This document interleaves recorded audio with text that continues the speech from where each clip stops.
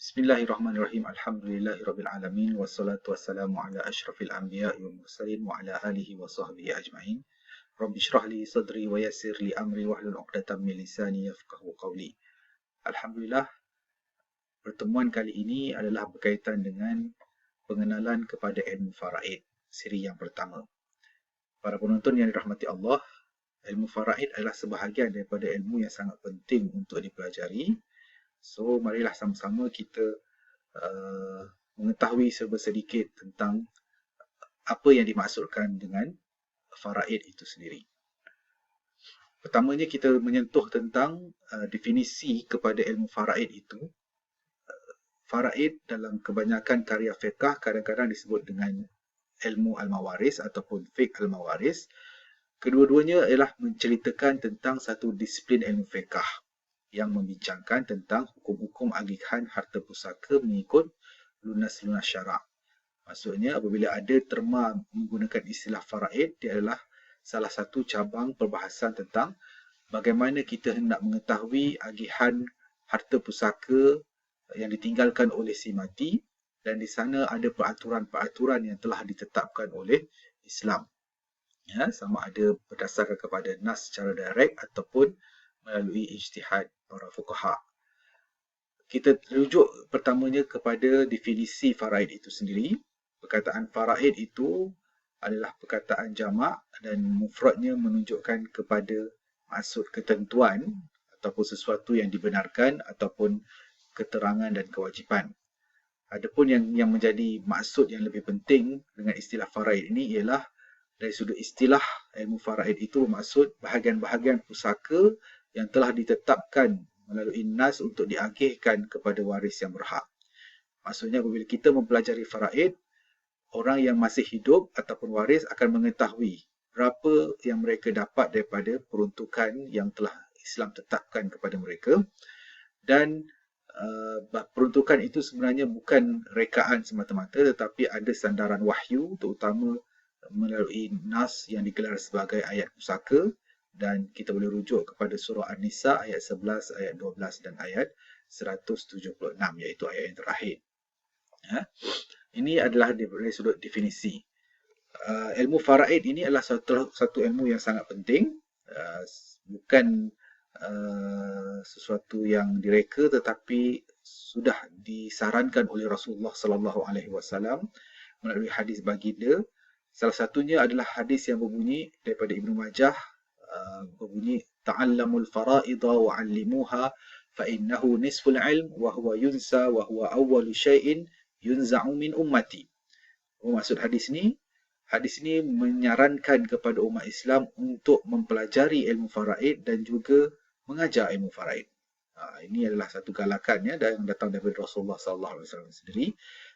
Pelajarilah ilmu faraid dan ajarkanlah kepada manusia, sesungguhnya ia merupakan sebahagian ilmu dan ianya akan dilupakan serta ilmu yang pertama yang akan diangkat daripada umatku. Dalam hadis yang lain berbunyi, ta'allamul fara'idha wa 'allimuhu an-nas fa inni imru'un maqbudun wa anna al-'ilma sayuqbad hatta yakhtalifa al-ithnani fil fariidah la yajidani ahadan yafsilu bainahuma. Sekali lagi Rasulullah menyuruh untuk belajar ilmu faraid dan ajarkanlah kepada manusia, kerana sesungguhnya aku ini manusia biasa yang pasti mati. Ilmu faraid juga akan diangkat, iaitu hilang sehingga menjadikan dua orang akan berselisih dalam membahagikan harta pusaka, dan kedua-dua mereka itu tidak akan mendapat seorang pun untuk menyelesaikannya antara mereka berdua. Itu antara kelebihan kenapa saranan yang datang daripada Rasulullah sallallahu alaihi wasallam itu untuk mempelajari ilmu faraid, sebab seolah-olahnya konflik ataupun kemelut pengurusan harta keluarga itu sentiasa akan berlaku di kalangan umat Islam. Pergaduhan sentiasa berterusan saban hari dalam menuntut harta pusaka si mati.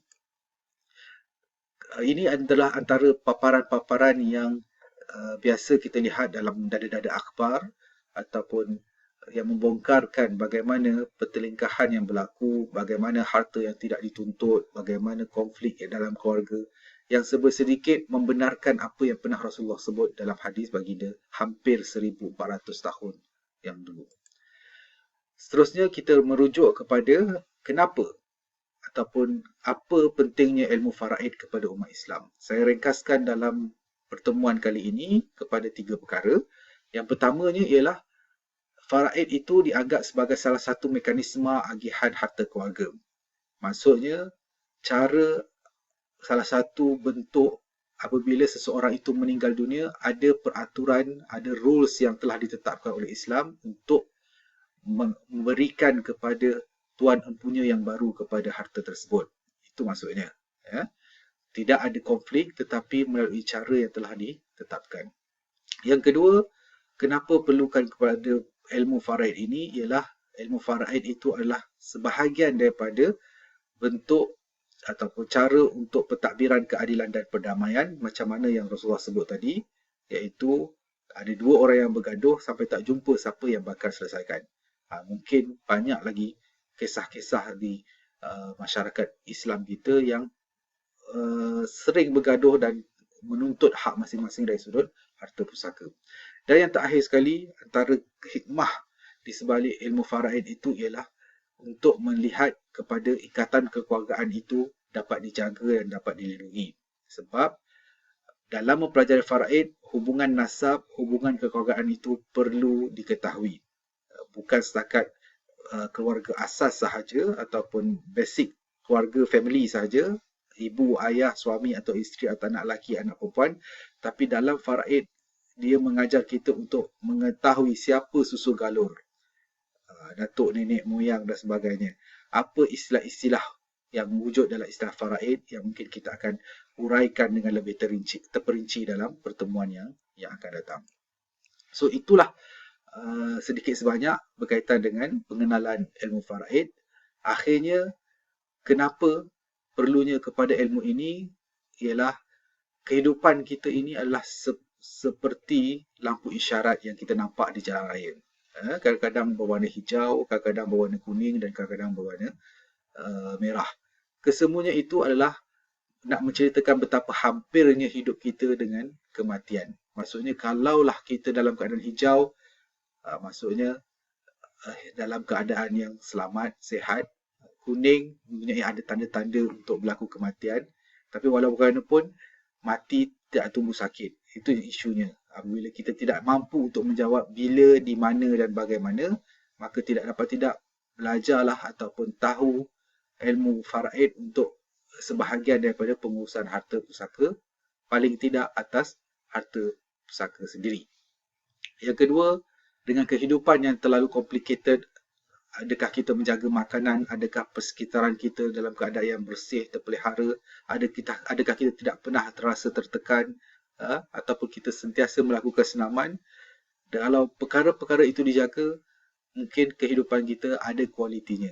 Tapi walau bagaimanapun, macam kita kata tadi, hakikat Islam memperlihatkan bahawa kematian itu adalah penghujung kepada kehidupan.